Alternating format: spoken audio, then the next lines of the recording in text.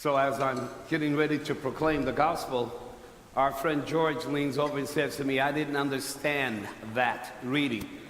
And I told George, I'm not preaching on that reading, but I feel compelled to say this quickly for George's sake, and for those of you who didn't understand that second reading that our sister Liz shared with us.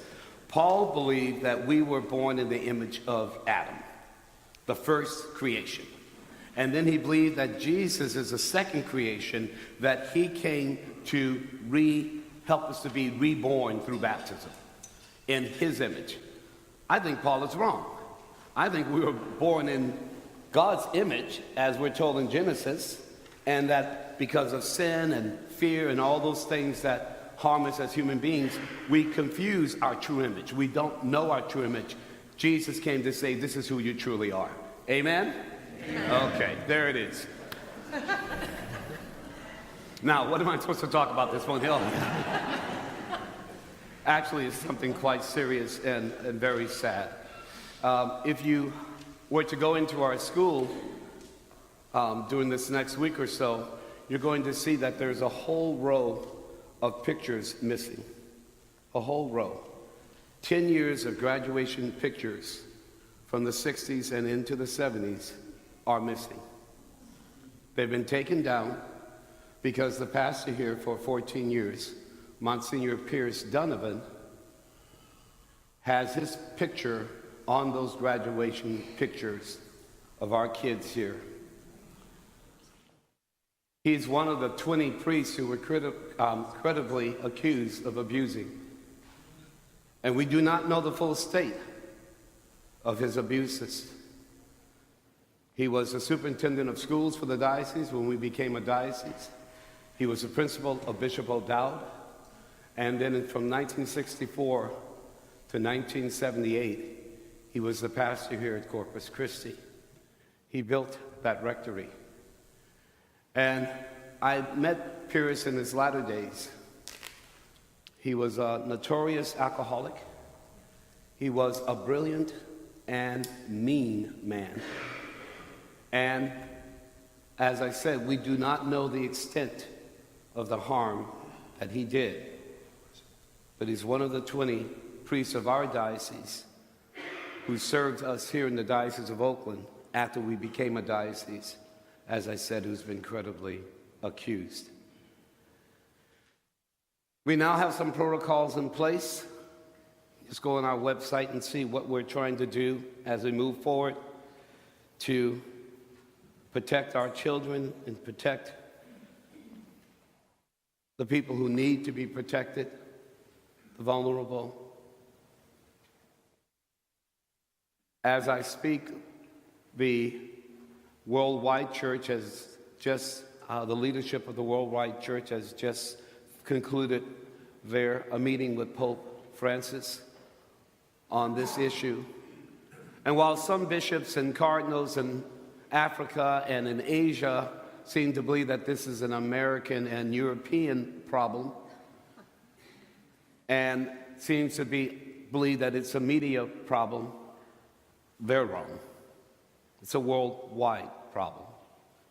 And it's going to have to be addressed by the church worldwide, which I believe our Pope is trying to do.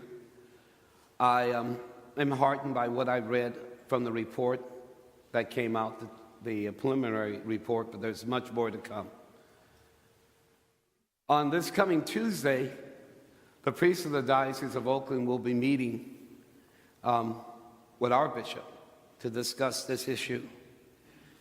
And as I said, while we have some things in place, I'm not comfortable with how our meeting is going to go, and which is why I'm sharing it with you, because I'm going to need your prayers, because I need to speak truth to our bishop. We wrote a letter to our bishop the first week of Advent. That's almost 3 months ago. We have not received a response. I don't need alone, I think we need to know why. I'm going to ask him on Tuesday. In his letter to the diocese as he released the names of the credibly accused of abuse, he stated in his letter, and this is what really troubles me, you guys. He stated in his letter that sin is at the root of this, that this is the work of the devil. Now, I know the devil is always at work, and that sin is always present. But we have some doctors here. I'm looking at a couple of dentists here. Any of you who've been involved in the medical field or have worked with people with addictions or alcoholism, you know that if you don't diagnose the problem correctly, you're going to come up with the wrong solution. Sin has a place in this, but it's not sin alone. These men were sick. They had a sexual sickness. And power might have been a part of it, and we can name all kinds of things that could be a part of it. But to reduce it to sin is part of what has perpetuated the problem. Because what we did is that, oh, father has sinned. Father feels guilty. Let's send him to a monastery for 3 months. And father, while he's in that monastery for 3 months, is heartily sorry. Guess what? The father does not come back cured. But look at it from the perspective of sin. Sins are what? Say forgiven. They're forgiven. And you can't, yes, you can forgive the sin, but you cannot deny that the person is sick. Otherwise, you put them back in a parish. That really troubles me. And I'm going to have to say to our bishop, to his face, your analysis is wrong. Help me with that. I'm going to need your prayers. Because if he put that down on paper, in light of what he's been told, then he has the same problem that St. John Paul II had, refusing to acknowledge that this is sickness, where sin and the devil has used to harm innocent people. But to deny the sickness is to come up with the wrong solutions for the problem. I'm not sure if he's going to want to hear it. I feel I have to say it. And I feel that if I know I have your prayers and support, I'll say it the best way I can. So, I don't want any...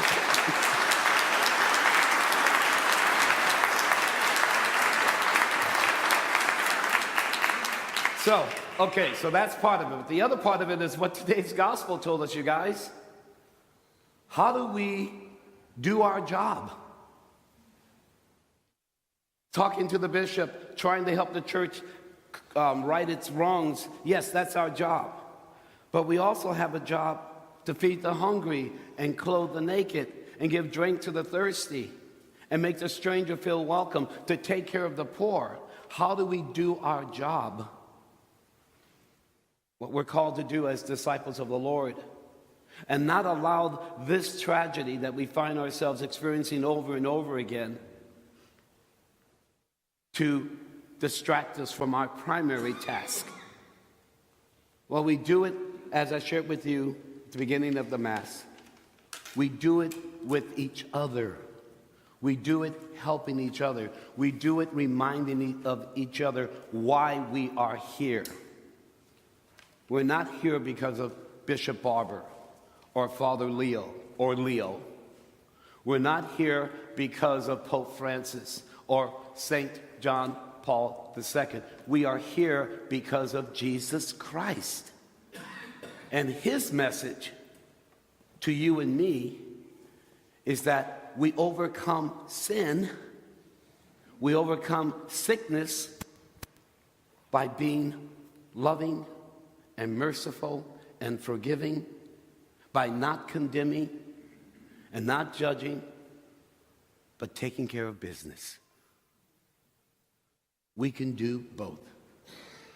We can be very upset, as we should be.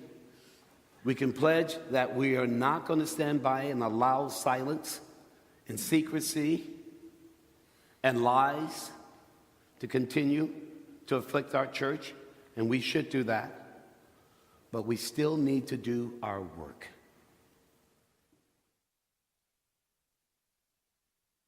Love those who hate us. Forgive those who harm us. Give, and gifts will be given to you. A good measure poured into your laps. For the measure you measure with will be measured out to you. He promises us that if we do the work he's called us to do, he will take care of us and he will bless our work. Amen? Amen.